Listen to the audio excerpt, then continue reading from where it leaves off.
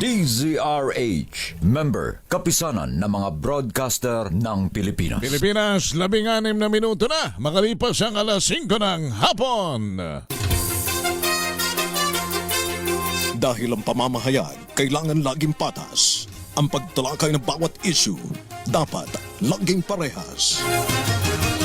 Narito na ang balitaan at talakayang hihimay sa punot dulo ng mga issue. Bawat panig, ilalahad sa publiko. Programang DZRH Balansyado. Narito na ang mga balansyado sa pagbabalita at komentaryo sina Henry Uri at Karen Oyong. Balansyadong balita. Pilipinas, araw ng Lunes, 27 na sa buwan ng Abril taong 2026 sa ulo ng mga balansyadong balita. Rollback sa diesel, bukas maaaring sumampa sa halos 13 pesos kada litro. Pero gasolina, may katiting na pagtaas. Bangko Sentral ng Pilipinas, AMLAC at ilang mambabatas inireklamo ng mister ni VP Sara dahil sa paglalahad ng kanyang bank records. Dating Speaker Martin Romualdez muling iimbitahan naman sa susunod na pagdinig ng Senado sa flood control anomaly. Isa pang UP student kasama sa mga nasawi sa matinding military operation sa Negros Occidental. Leak sa personal info ng mga investigador ng Ombudsman, iniimbestigahan na ng Philippine National Police. Heat index sa Dumangas, Iloilo ngayong araw nagbabadyang pumalo ng hanggang sa 45 degrees Celsius. At atin ito coalition, magsasagawa ng jet ski ride sa Pag-asa Island. At 165,000 na trabaho alok ng DOLE sa Labor Day. Magandang hapon Pilipinas, kami ang inyong tagapagbalita. Ako po si Miss Karen Oyong. At Henry Uri. Sa detalye ng mga balita, bababa ng 12.94 pesos ang kada litro ng diesel simula bukas, Abril 28. Sa press briefing, sinabi ni Energy Secretary Sharon Garin na dapat maglaro ng mula 75.93 hanggang 101.96 ang kada litro na ng diesel mula Abril 28 hanggang Mayo 4. May tapyas pressuring 15.71 sa kada litro naman ng kerosene, pero ang gasolina may taas presyong 53 centavos kada litro.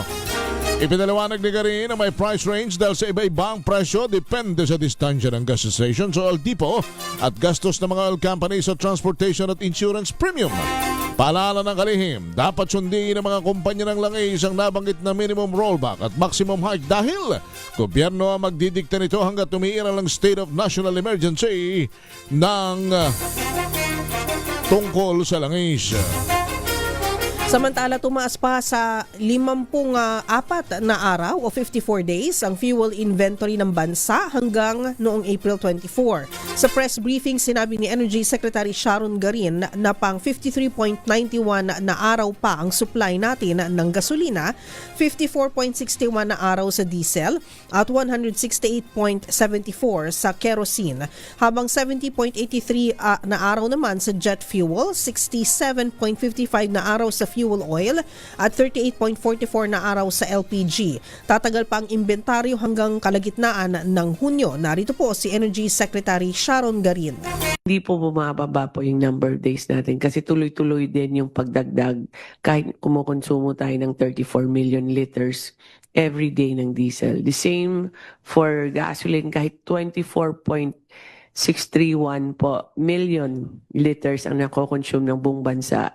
Hindi rin bumababa yung number of days natin kasi tuloy-tuloy ang pag-deliver tuwing nag-o-order yung mga oil companies natin. Nakaka-deliver naman yung mga suppliers nila. 21 minuto na makalipas ang alas 5 ng hapon. Kinasuhan naman ni Attorney Manasseh Manscarpio sa Quezon City Prosecutor's Office ang mga matataas na opisyales ng Bangko Sentral ng Pilipinas at Anti-Money Laundering Council o AMLAC at 4 na mambabatas. Kabilang sa inihaing kaso ni Attorney Carpio, kina BSP Governor Eli Remolona Jr., AMLC Executive Director Ronel Benaventura at paglabag sa RA 9160 o Anti-Money Laundering Act, paglabag sa Bank Secrecy Law at Data Privacy Act. Kasama rin sa mga respondents sa kaso ni na House Committee on Justice Chair Jerbil Luistro, Party List Congressman Percival Sendanya, Chad Jokno at Laila De Lima.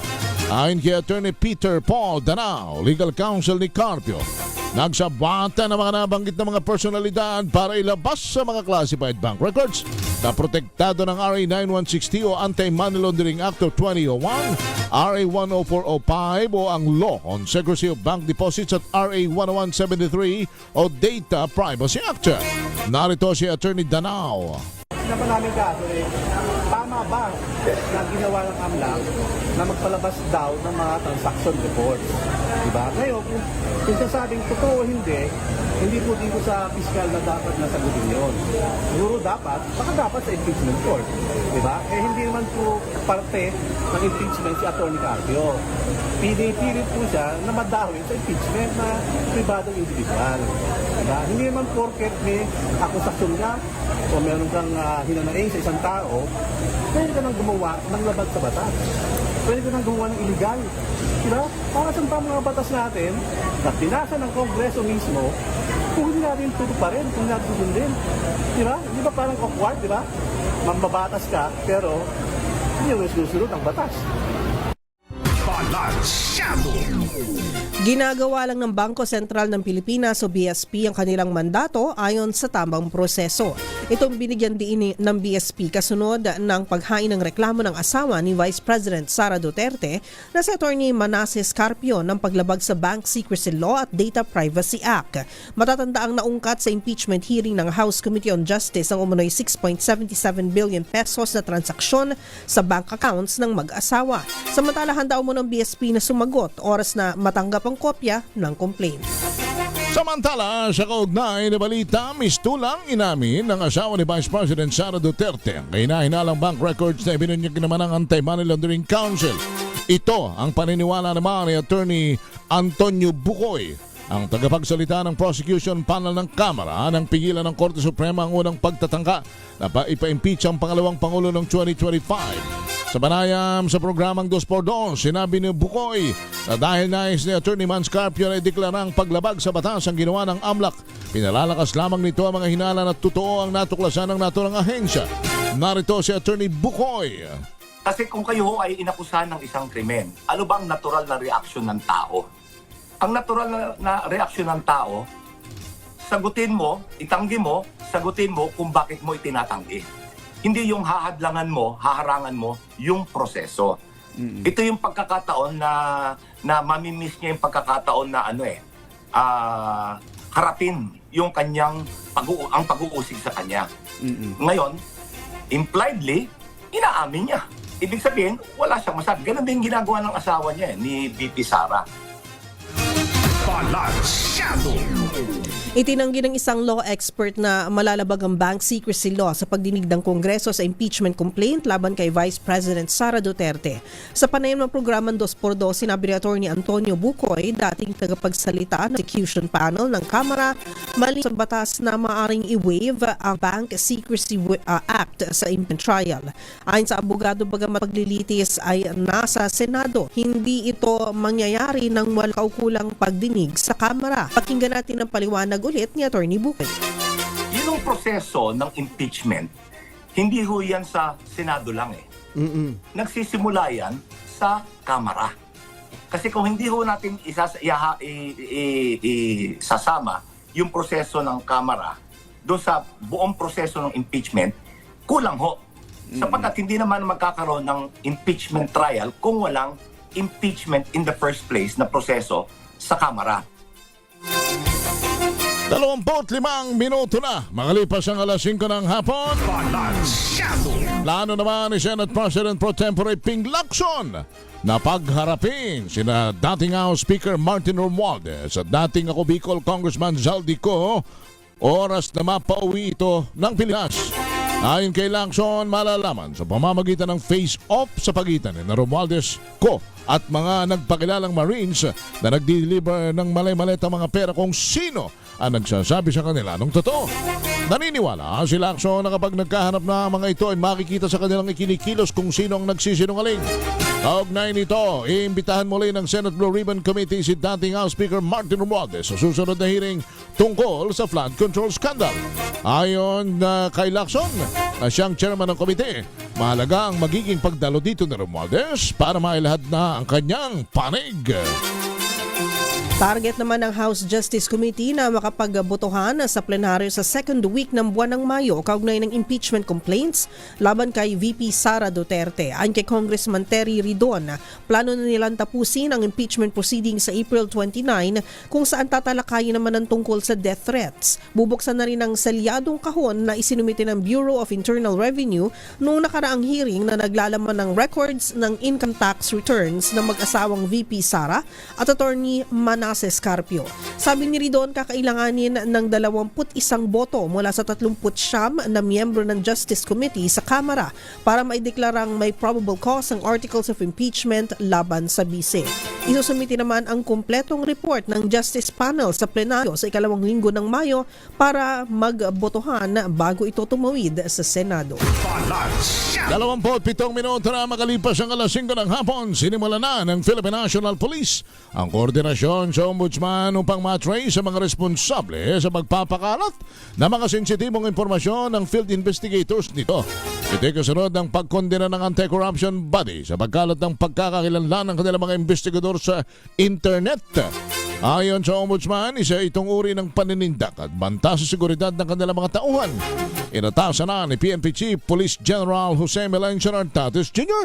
ang Anti-Cybercrime Group para silipin ang naturang data leak.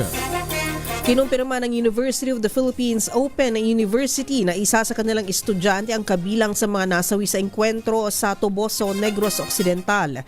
Kinilala ang biktima na si Maureen Kiel Santuyo, isang Associate of Arts student na nawagan ng UP-OU ng isang malinaw, patas at masusing investigasyon sa nangyari kay Santuyo na inilarawan ng pamantasan bilang isang compassionate youth advocate na aktibong tumutulong sa marginalized na komunidad ng mga magsaka. Matatanda ang unang iniulat ang pagkasawi sa nasabing kwentro ng student leader na si Eliza Ano ng UP Diliman University. Sa tala na pipintong pumalo ng hanggang 45 degrees Celsius ang init. Ang heat index sa Dumangas, Iloilo habang 44 degrees naman sa Cavite City ngayong araw. Ayon sa DOST Pag-asa, 10 lugar sa kabuuan na maaaring makaranas ang dangerous level ng heat index ngayong Lunes. Ang forecast na init factor sa Giwan Eastern Samar sa Iloilo at La Carlota City ay nasa 45 degrees Celsius. Ayon naman sa aming Vice President for Operation na si Sir Jomay Paroco, partner, hindi pa ito ang pinakamainit na panahon. Hindi pa? Sapagkat ang hottest month sa Pilipinas ay ang buwan ng Mayo. Oh my gulay. Ay, talaga naman. Thank you, Boss Jomay. Samantala, inabsuelto ng Philippine National Police ang anti-isabong operation ng CIDG National Capital Region sa Coliseo de Manila noong March 24. Kasunod dito ng reklamo ng pamunuan ng Cockpit Arena dahil sa umunoy pagnanakaw ng operatiba sa kasagsagan ng nawang raid. Pero ayon kay PNP spokesperson Police Brigadier General Randolph Tuanyo, betting ticket ang kinuha ng isang naka-undercover na tauhan ng CIDG na nakuna naman sa CCTV. Paliwanag ni Tuanyo, ebidensya ito ng otoridad na bahagi ng entrapment, patuloy na pagsenyas ng naka-undercover upang ituloy ang operasyon. Naharang sa raid ang higit 170 na katao, kabilang na ang higit 130 na mananaya. Sinalakay ang Coliseo dahil sa hinalang may operasyon dito ng isabong na maaring konektado rin umano kay Atong Ang. 30 minuto na makalipas ang alas 5 ng hapon, sumayin nyo na ang mga balita sa Balansyado. Kami, ang inyong tagapagbalita. Ako po si Miss Karen Oyong. At Henry Uri. Balansyado! Nahong kaninang umaga, partner, sa panayam ng 2x2 kay Attorney Antonio Bukoy, tahasan itong sinabi na mistulang inamin na ng asawa raw ni Vice President Sara na si Attorney Mans Carpio na parang inaamin na nila yung kahina-hinalang bank records na ibinunyag ng Anti-Money Laundering Council. Pero sa paliwanag ni Attorney Mans kahapon, ang binabanggit niya kailangan niyang gawin ito hindi lang para sa kanyang sarili Kasi kung ito ay nagagawa sa isang kagaya niya at kagaya nila, baka bukas makalawa. Tayo ng mga ordinaryong may mga deposito sa bangko ang mabiktima ng walang habas na paglalantad ng mga public records, mga ating mga private records rather, at isa sa publiko ito, lalo na when it comes to our bank records partner. Kaya mas maigi ho siguro ang ating kausapin dito at hihimay nating lahat ngayon ay ang abogado ni Attorney Manscarpio na si Attorney Peter Danao. At atin pong hiniling na siya makausap natin. Nasa linya na natin si Attorney Peter Danao via Zoom. Attorney, magandang hapon sa inyo. Si Henry Uri at si Karen Oyo. Magandang hapon po, Attorney. Magandang hapon, Henry and Karen. Opo. Attorney, didiretsuhin na po namin kung ano po ang inyong sagot dito. Ito ho ang sinabi mismo ni Attorney Bukoy. Si Attorney Bukoy na dating tagapagsalita ng impeachment court, mistulang inaamin ng asawa ni Vice President Sara Duterte ang kahina-hinalang bank records na ibinunyag ng Anti-Money Laundering Council. Ayon po sa kanyang paniniwala, sinabi po nito na dahil nais ni Attorney Manscarpio na ideklarang paglabag sa batas ang ginawa ng AMLAC, pinalalakas lamang nito ang mga hinala na totoo ang natuklasan ng naturang ahensya. Attorney, ano po ang inyong reaksyon at sagot dito? Unang-una, wala naman dun sa pinal namin na kaso na inaamin namin na tama ang lahat ng binunyag ng AMLAC sa hearing sa Committee on Justice. Pangalawa, sa lahat ng pag-uusap namin ni Attorney Carpio ay pinapandaanan niya na meron siyang 6 billion or ba yun na pera daw sa mga accounts daw nila, no? So, ang issue naman dito na pinal namin, tama ba na isiwalat ng AMLAC ang mga alleged transaction reports o mga informasyon na binigay sa kanila ng mga bangko? So, yun naman ang issue dito na yun ang sagutin nila sa Section A ng RA 9160 na amendihan ng RA 11521. Malinaw naman doon na hindi pwede magsiwalat ang AMLAC ng kahit anong informasyon nakuha nila galing sa mga bangko. Opo. So ang sinasabi po ni Attorney Mans, hindi totoo yung ibinunyag sa Kongreso na mayroong 6 na mahigit na bilyones na naka-konekta sa kanilang mag-asawa at sa kanya. At yun ho ang sinabi niya sa inyo, Attorney Danao. Oo, kasi di ba mismo sila naman sinasabing yan daw yung amount na yan. Hindi naman yan yung balance, di ba? Sila mismo nagsasabi na aggregate of transaction amount. Kumbaga, yung mga negative, dinagdag mo pa rin. Yung mga lumabas, dinagdag mo pa rin.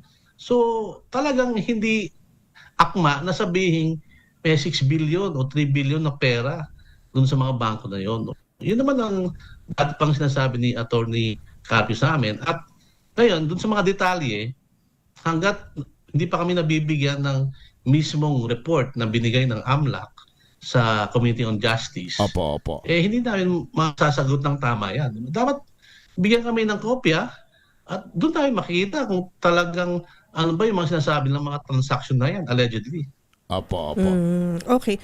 And then, alam naman po natin na si Attorney Carpio ay isang pribadong citizen. Sabi niya nga po sa mga panayam. Isa rin po ba ito sa mga rason kung bakit siya nag-file ng kaso at kini-question po itong pagsiwalat ng kanyang mga bank records? Ano po ang sagot po ng kanyang kampo? Kayo po, Attorney, kung may mga nagsasabi naman na this is for the public good, the common good. Ano po ang inyong reaksyon dito?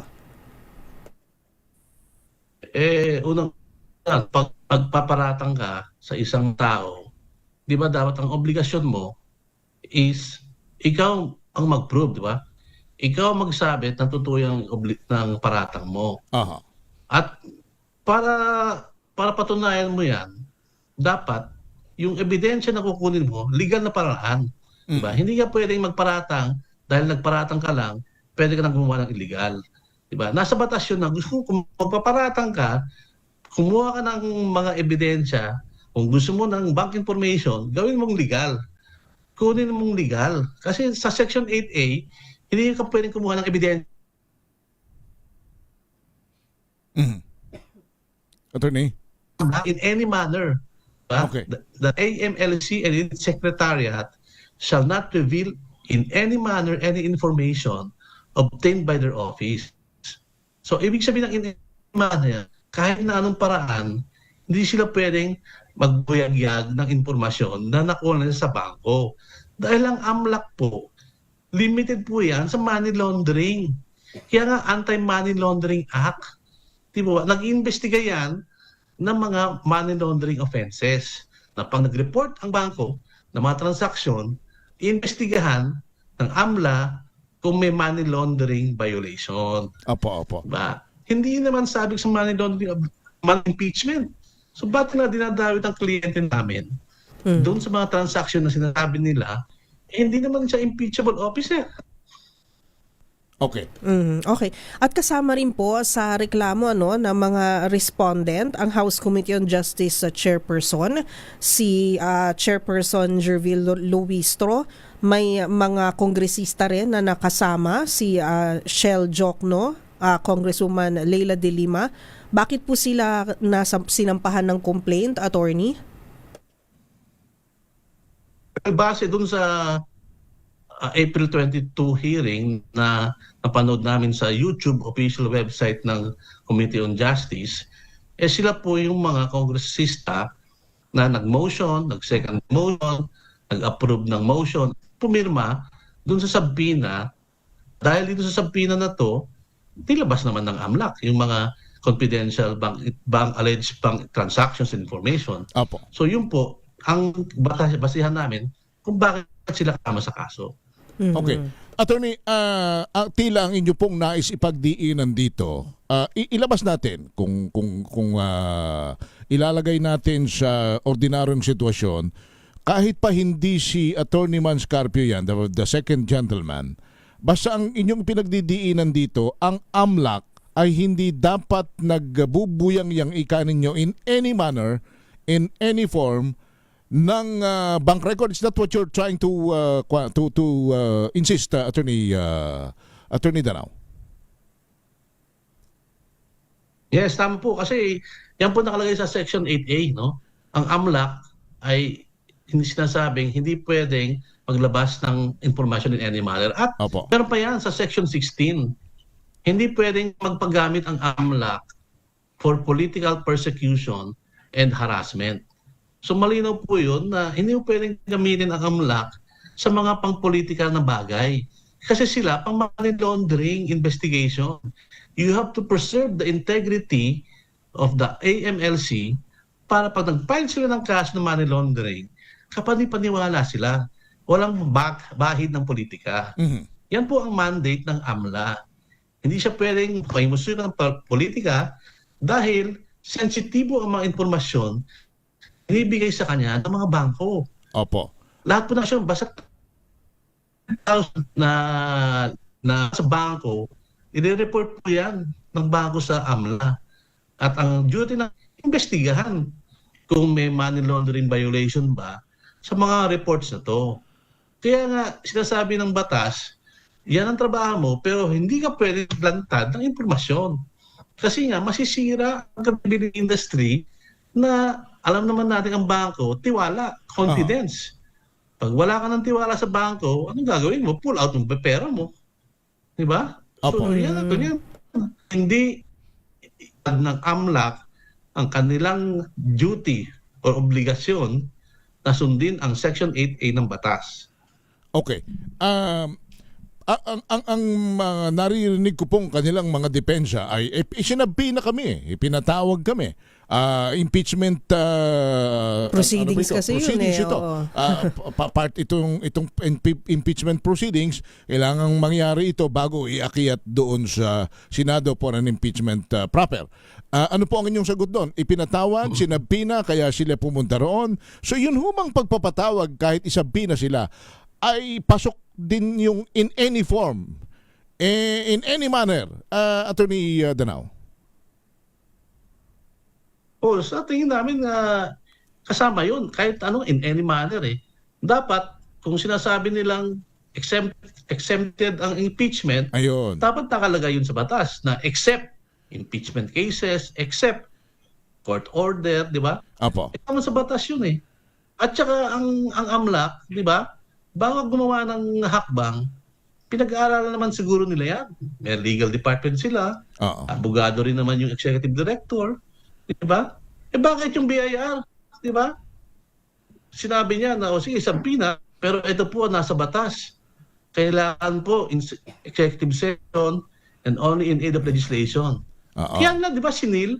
O yun, may sampina siya. Pero, pinanindigan niya yung batas na hindi pwedeng basta-basta o sisain, ibulatlat sa publiko Oo. ang mga tax returns ng isang taxpayer, kundi dapat, una, dapat in aid of legislation, pangalawa, executive session. Dito sa AMLAC, absolute. Walang ganong provision o walang ganong section sa batas na pwedeng executive, pwedeng in aid. Wala. Absolute prohibition. Walang exception. Diba? So, anong ibig sabihin nun? Kasi nga, sensitibo ang hawak na impormasyon ng AMLAC. Oo. Dapat hindi sila mapagdudahan. Dapat ang duty nila is may credibility to file any money laundering cases. So definitely nasakripisyo yung kredibilidad sapagkat isinapubliko nila, pero kung ginawa nilang executive session as what the BIR wants to happen, pwede pang mangyari, Attorney. Hindi rin eh. Kaya nga sabi ko nga, yung sa batas ng BIR, NIRC, National Internal Revenue Code, Apo. merong ganong exception. Pero kung babasahin mo yung AMLA, walang exception na Walang ganon. exemption. So absolute nga, talagang 100% hindi po pwede ang AMLAC na maglabas ng anong mang informasyon. Okay. Attorney Danao, pwede po ba kaming humingi rin ng update tungkol naman dun sa pagpapaang apela, petisyon ni Attorney Carpio dun sa pagpapatigil sa congressional sa pagsabpina ng Kongreso sa kanyang mga tax records? Na maaari kasing magamit ito sa mga susunod na hearings. So humingi po ng extension ng OSG until May 5, I think, na sagutin yung aming petition, no? Mhm. So antayin po namin yung sagot nila, and after that, pagkatapos noon, magdidesisyon na po si Judge. Kung tama ba kami na ang posisyon namin na walang power ang Committee on Justice to issue subpoena against the tax returns. O pangalawa, kung pwede bang ibuyagyag ang tax returns ang isang taxpayer.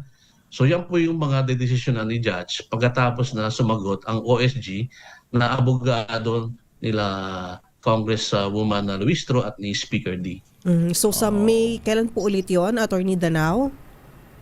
May 5 po yung hinihingi nilang extension. May So, 5. siguro after that, magdedesisyon na si Judge. Opo. Okay. Attorney, yung binabanggit nyo kanina doon sa figures, na tama ba yung term na ginamit, narinig ko sa inyo, aggregation, o na-aggregate po yun, o kaya may mga binabanggit po yung ibang mga nakaka-intindi sa proseso ng accounting, ng banking and finance, sa mga abogadong kagaya ninyo.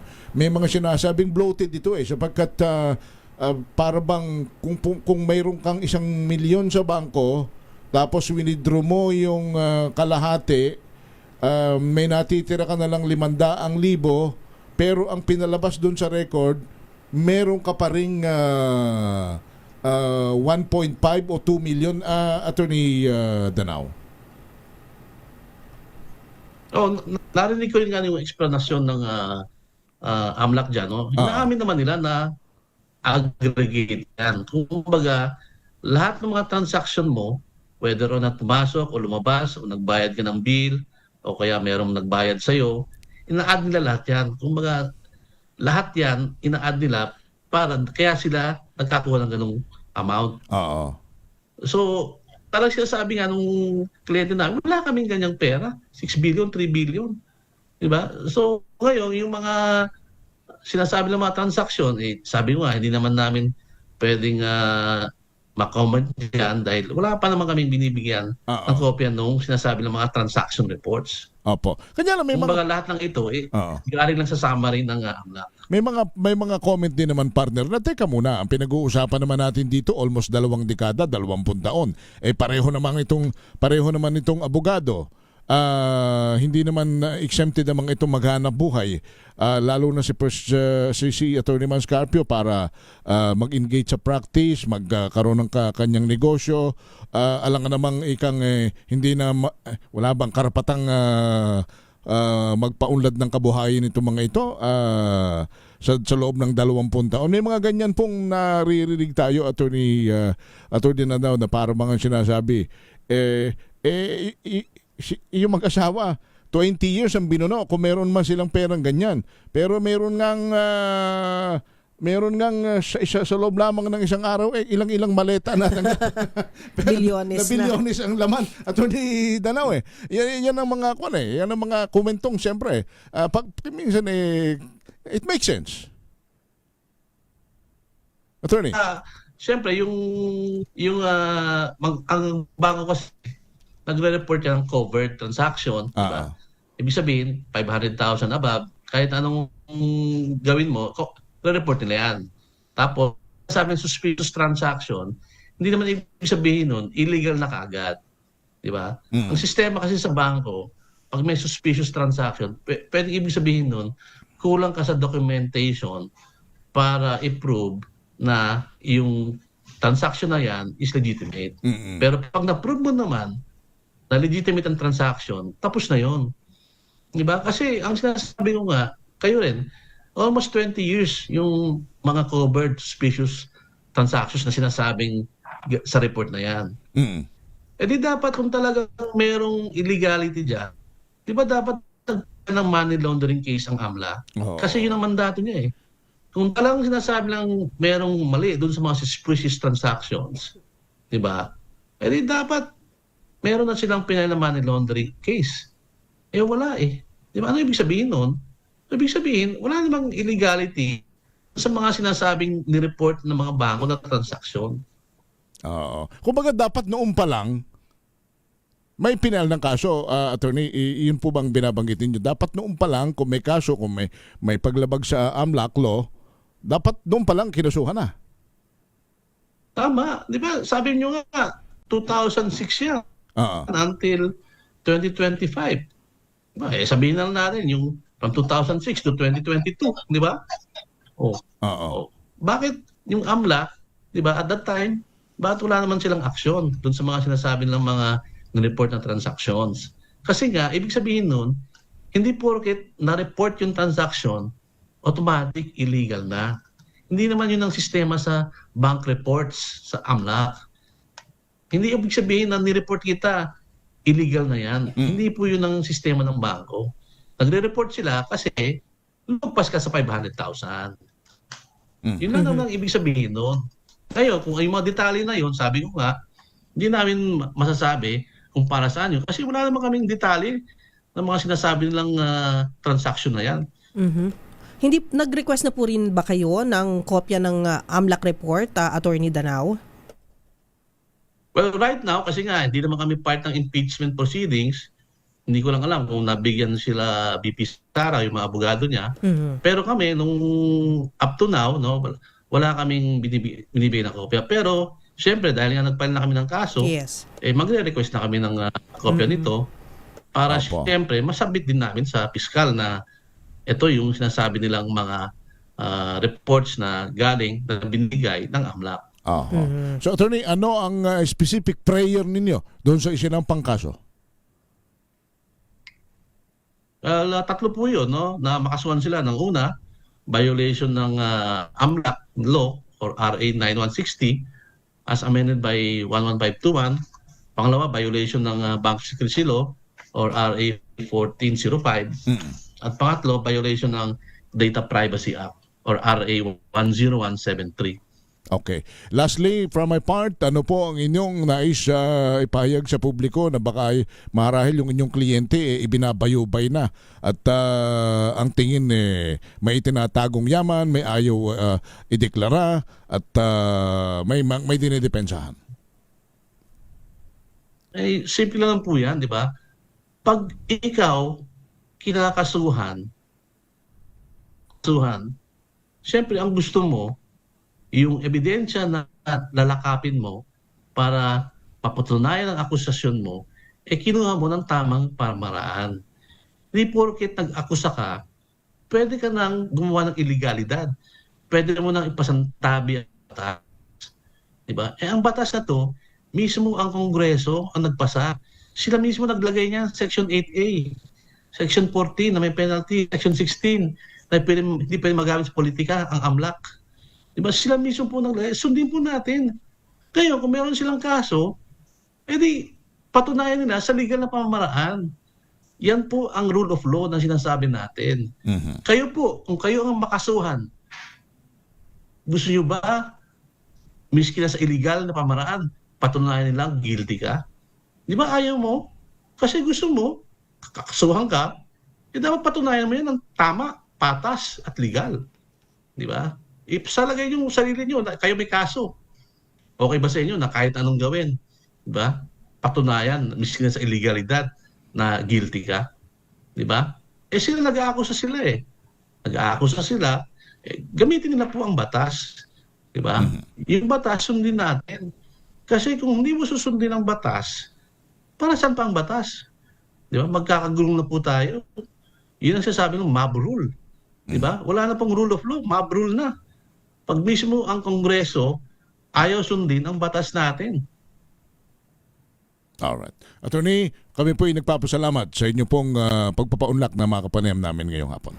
Thank you po, Attorney. Thank you, thank you. Salamat. Si Attorney Peter Paul Danao, ang abogado ni Attorney Man Scarpio, ang asawa po ng pangalawang Pangulo ni Vice President Sara Duterte. Alas 6:04 ng gabi. Babalik tayo. Ako si Henry Uri. At ako po si Miss O, Miss Karen Oyo.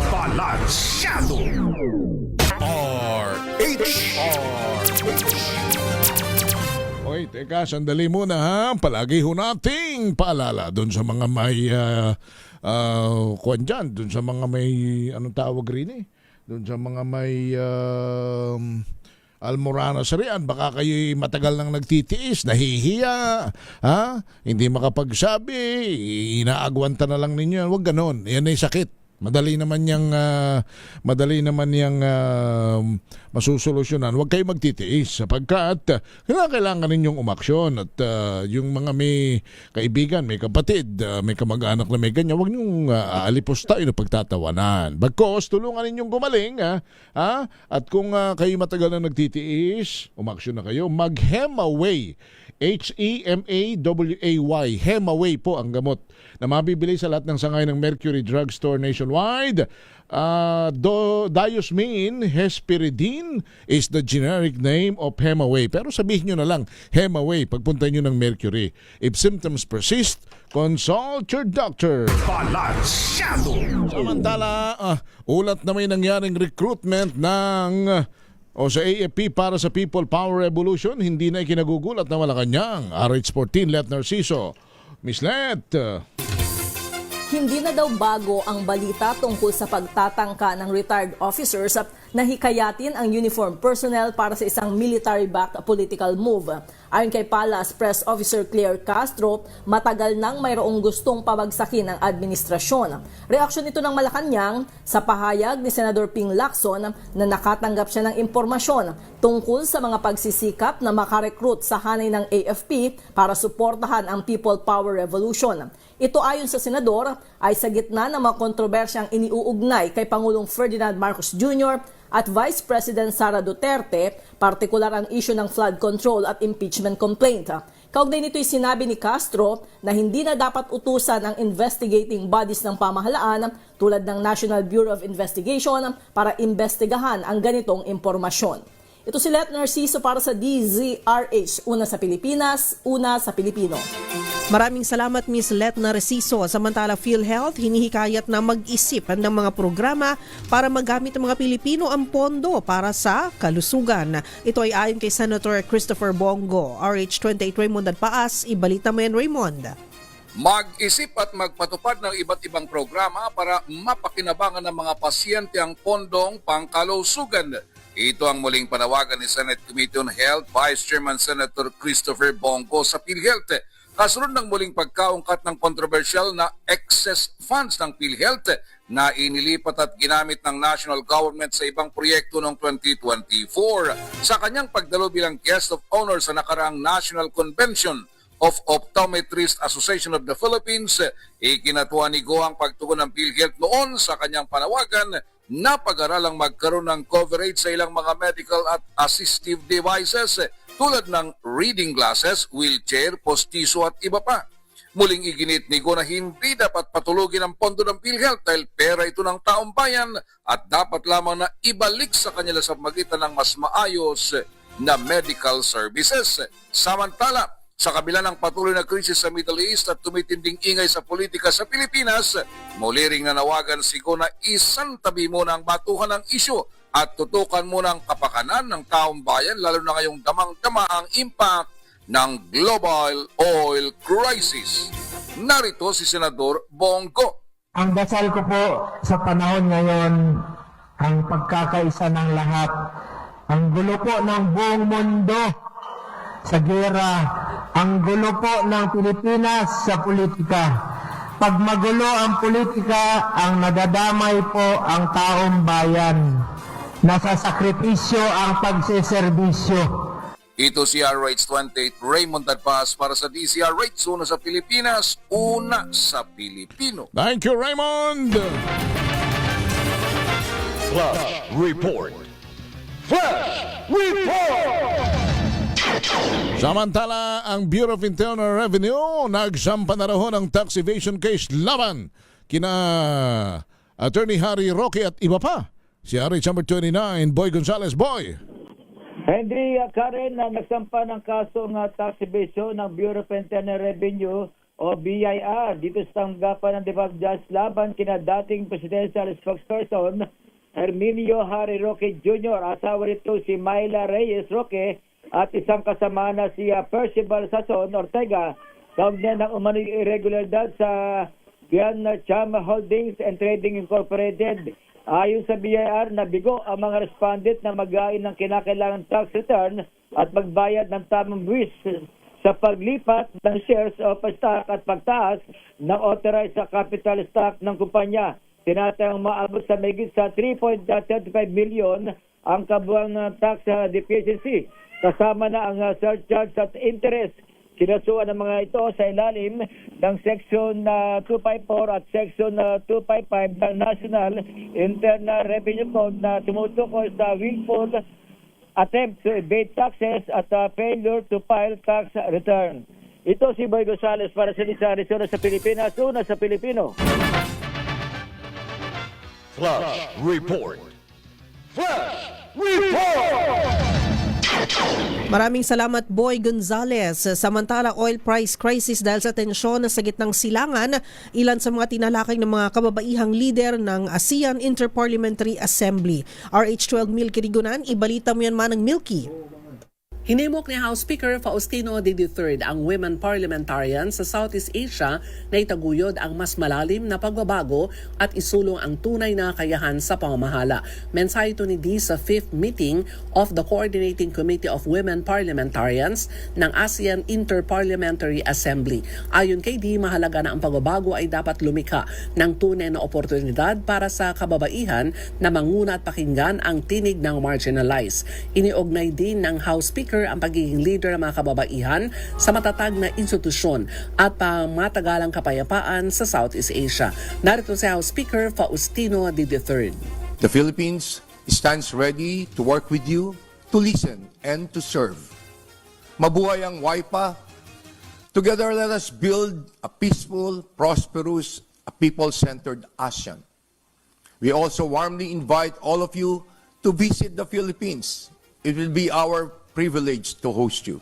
Ang media ay pinatawag ng Kamara sa pamagitan ng video conferencing bilang bahagi ng calibrated hosting approach ng Pilipinas para mabawasan ang epekto ng tumataas na presyo ng produkto at serbisyo tulad ng travel expenses dulot ng tensyon sa gitnang silangan.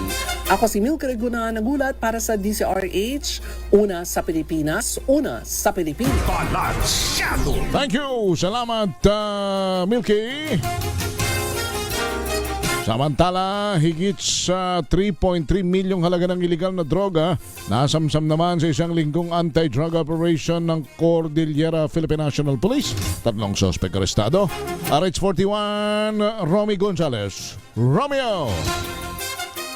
Umani ng tagumpay ang sanlinggong anti-drug operations ng Cordillera PNP. Ito matapos masamsam ang higit 3.3 milyong pisong halaga ng illegal na droga at naaresto naman ang 3 drug personalities sa lalawigan ng Benguet at Ifugao. Sa ipinatupad na marijuana eradication operation sa ilalim ng Oplan Ultimate Grass Cutter ng pinagsanib na pwersa ng Benguet PNP, Cordillera PNP at PIDEA na diskubre ang 8 plantasyon na marijuana na tinamnan ng 12,484 fully grown marijuana plants at 5,000 grams ng tuyong marijuana na may standard drug price na 3,096,800 pesos sa Barangay Pudong sa Kapangan, Barangay Kayapa sa Bacon at Barangay Sagpat sa Kibungan. Lahat ng nadiskubring kontrabando ay winasak sa mismong lugar ng operasyon. Sa kabilang dako, natiklo naman ang isang 55 anyos na drug suspect matapos magbenta ng isang sachet ng iniinalang shabu na may timbang na 5 gramo at nagkakalaga ng 34,000 pesos. Nasamsam din sa kanya ang 2 sachet ng suspected shabu na may timbang na 28.59 grams at nagkakalaga ng 194,412 pesos. Sa Ifugao, natimbog naman ang 2 kalalakihan, edad 38 at 45 sa barangay Mabato-Bato sa bayan ng Lamot, Ifugao matapos magbenta ng isang sachet ng shabu na nagkakalaga ng 3,196 pesos. Nakumpiskan rin sila ng 3 pang sachet ng shabu na may standard drug price na 6,664 pesos. Sasampan sila ng kasong paglabag sa Republic Act 9165 o Comprehensive Dangerous Drugs Act of 2002. DZRH 41 Romy Gonzalez para sa DZRH, una sa Pilipinas, una sa Pilipino. Thank you, partner. Thank you, Romy. Ano kayang, hindi kayo nahay yung mga nagsunog ng... Kasi usok eh. At tinitingnan ko, dami. Kaya nga eh. Hindi kaya pagkalabas ng mga yun parang nagcha-cha-cha pababa ng... Kaya dapat naka-face mask at hindi lang yung manipis ang face mask. Kita ko para walang face mask eh. Ay, naku, patay tayo dyan. Nasingot na yan. Hindi kaya yung iba nanguhuli na lang langaw.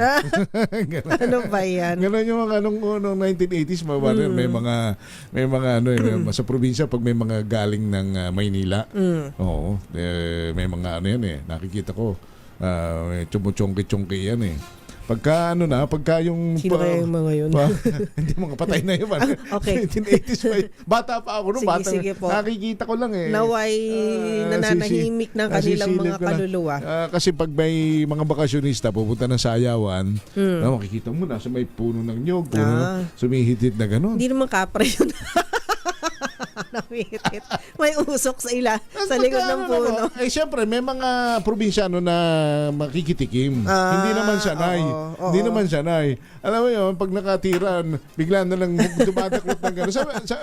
Nanguhuli ng langaw hating gabi. Dance step po yun. Sa sayawan. Yung pala nahay. Kung yun, pag nahahay. Ayun nga. Tumira daw kasi. May tama na, sabi ni Eduardo Narvaez. Ikaw, Eduardo. Grabe.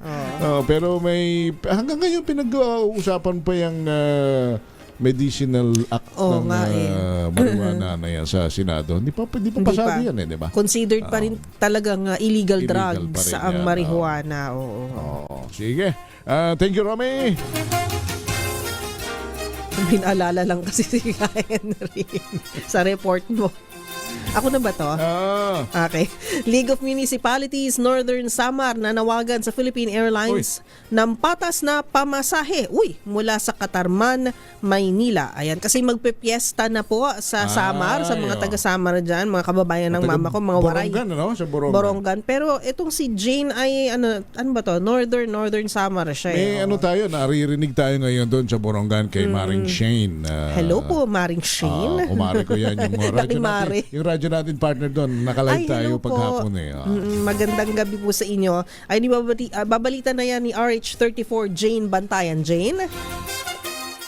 Nanawagan ang League of Municipalities Northern Samar sa Philippine Airlines ng pagbaba ng airfare mula Katarman to Manila.